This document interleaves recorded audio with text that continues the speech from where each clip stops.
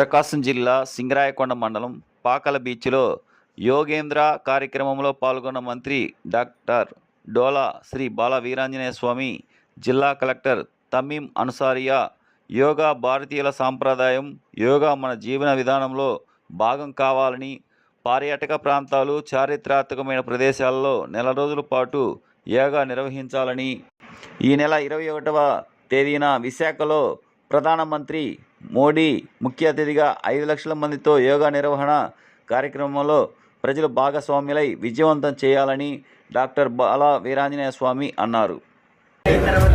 Disaster management నాభి దగ్గర నుంచి గొంతు వరకు బాగా వెనక్కి స్ట్రెచ్ చేయాలి.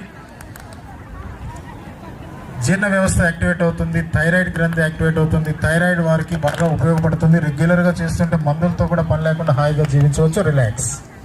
ఇక్కడ ఇచ్చేసినటువంటి గౌరవ కలెక్టర్ తమీం అన్సారియా గారికి, ఎస్పీ దామోదర్ గారికి, జాయింట్ కలెక్టర్ గోపాలకృష్ణ గారికి, అదేవిధంగా వివిధ జిల్లా స్థాయి అధికారులకు, మీడియాకి, నేను ఇచ్చేసిన స్థానిక సర్పంచ్ శేఖర్ గారికి, ప్రజాప్రతినిధులందరికీ నా నమస్కారాలు.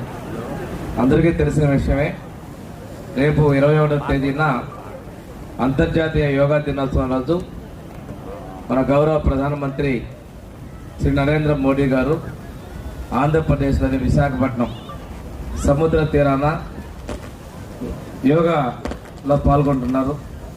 వారితో పాటుగా మన గౌరవ ముఖ్యమంత్రి శ్రీ నారా చంద్రబాబు నాయుడు గారు కూడా కార్యక్రమంలో పాల్గొంటున్నారు.